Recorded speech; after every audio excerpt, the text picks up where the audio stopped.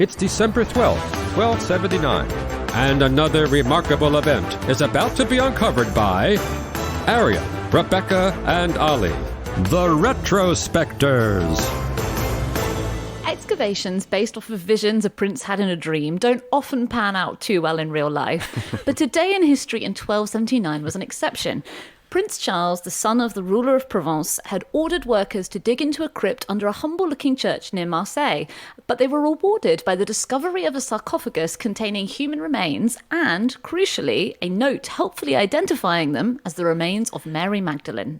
Yes, this is the Saint Maximin skull, but let's just say right up top that Mary Magdalene's supposed remains have been found at least another 5 times in history. So we still don't know if this was Mary Magdalene. It very probably isn't. But what was exciting about this discovery, especially since, as you say, it came to Charles in a dream, is that there was a note included in this sarcophagus, which suggested that at least when it was buried, they thought it was Mary Magdalene. Yeah, you almost feel that they went a bit overboard with their proofs that this was definitely Mary Magdalene, because the papyrus note read, "The year of the birth of the Lord, 710, the 6th day of December, at night and very secretly, under the reign of the very pious Eudes, king of the Franks, during the time of the ravages of the treacherous nation of the Saracens, the body of the dear and venerable St. Mary Magdalene was, for fear of the said treacherous nation, moved from her alabaster tomb to the marble tomb, after having removed the body of Sidonius, because it was more hidden.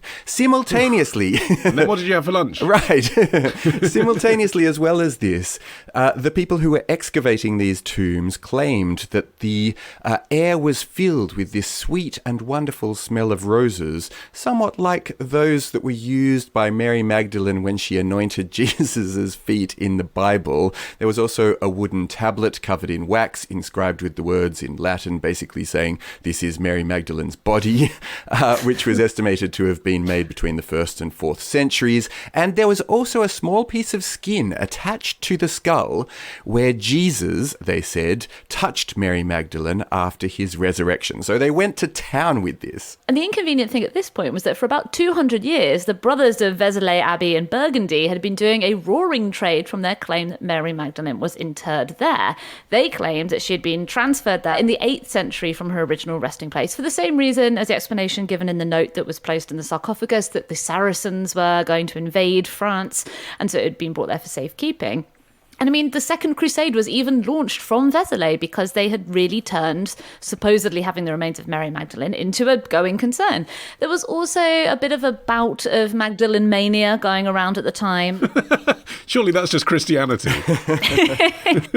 There was a book called The Golden Legend. It was one of the most, medieval Europe, it was a blockbuster. And it was a book of colourful and very embellished accounts of the lives of saints, which included an account, which we'll go into, of Mary Magdalene ultimately coming to live and then dying in France. So between all of these things, not to cast any aspersions on Prince Charles of Anjou, but it was a good time to discover the remains were actually in the area that you ruled over. Yeah, I had no idea that she was ever thought to be in France. But before we get there and what she was doing there, allegedly, let's just do a bit of Mary Magdalene 101.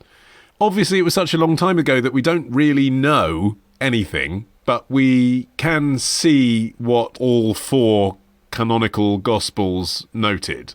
So we know, as much as you can know anything by looking at the 4 Gospels of the New Testament, that she was one of the earliest followers of Jesus. We know that she was present at the crucifixion. And for those who believe in the resurrection, they look at the Gospel of John to say she was there for that. Jesus appeared to her and instructed her to tell his disciples of his return.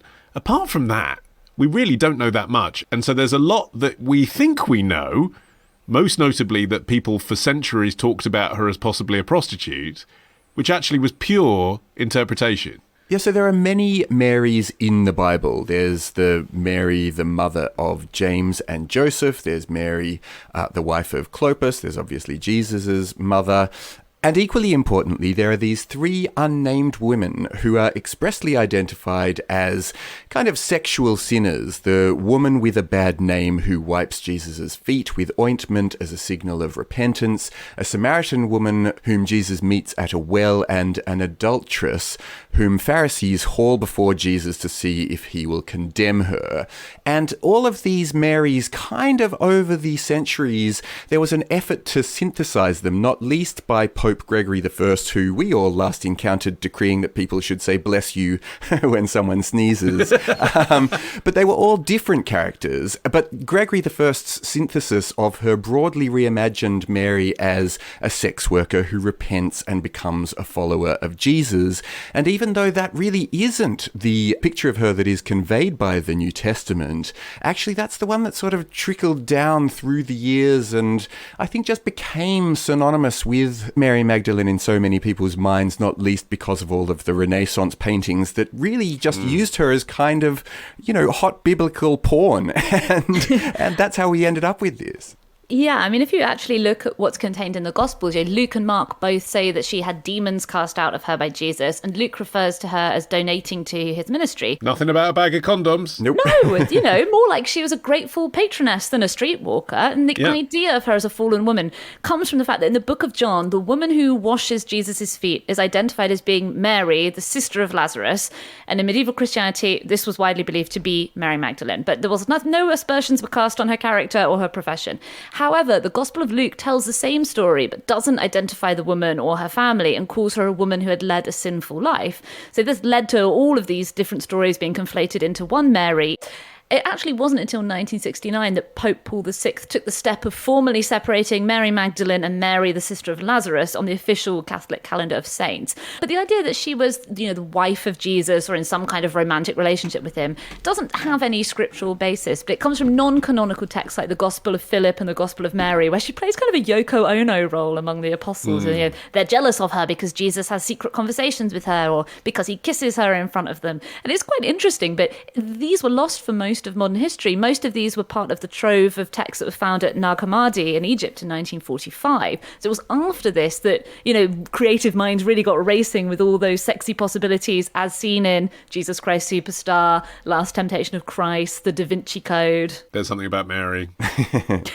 Well, as for why Mary Magdalene was in Provence in the first place, well, tradition tells us that after the resurrection of Christ, Mary Magdalene set sail, and accompanying her were her possible brother Lazarus, her possible sister Martha, Joseph of Arimathea, and her helper Sarah, and several others.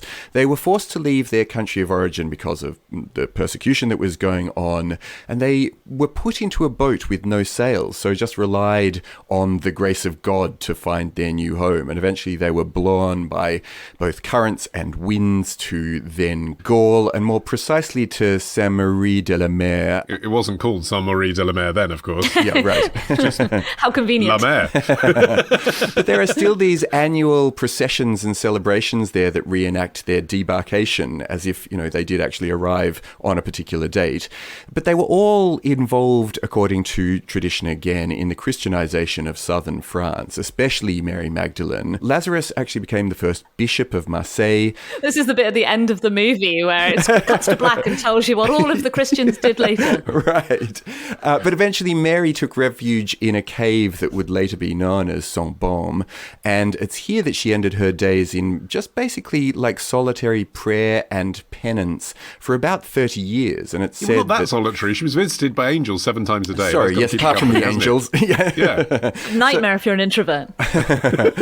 And the angels were there to do 2 things. One, to help her as her body weakened, and also gradually to carry her closer to heaven, to the place where the small chapel of Saint-Pilon was built to commemorate this particular miracle, which is now known as the grotto or La Baume of Mary Magdalene, and Christians have been making pilgrimages to that site since about the 5th century. Well, this is it. So when you get to this date in 1279, you'd had 700 years of people associating this part of France with Mary Magdalene, which is kind of amazing when you think that she's from the Middle East.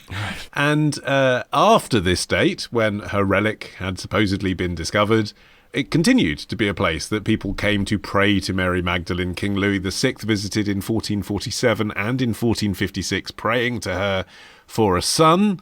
He then had one in 1470, a miracle. It just took her 23 years to get round to it. She had a long to-do list. And the remains of what was discovered on this day, the skull, the flesh, is now housed behind an ornate glass case in a basilica, in a crypt where you can go as a member of the public and have a look. I've seen a video of some, American pilgrims on YouTube taking their iPhone down to have a peek at Mary. Yeah, and if you can't get to the south of France, you'd be pleased to know that the remains do sometimes go on tour, apparently in a travel reliquary that fits airline carry-on dimensions. Jesus wouldn't have paid for the EasyJet legroom, so I think that's appropriate. Tomorrow. Every child is taught it in the English-speaking world. Still. Ditch the ads and get a Sunday episode when you join Club Retrospectors. Patreon.com/Retrospectors.